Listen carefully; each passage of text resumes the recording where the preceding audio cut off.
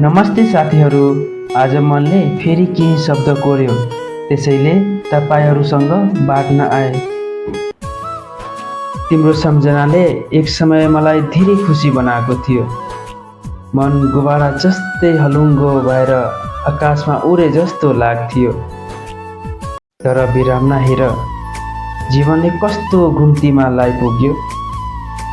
आज तिम्रो हरेक सम्झनाले कसैलाई देखाउन नपनि सक्ने गरी मनलाई पीडा दिन्छ। शरीर त आज पनि स्वस्थ देखिन्छ, तर भित्रै भित्रै म दिन प्रतिदिन कमजोर हुँदै गएका छु। सायद केही पीडाहरू आँसुले होइन, मुस्कानले लुकाएका हुन्छन्।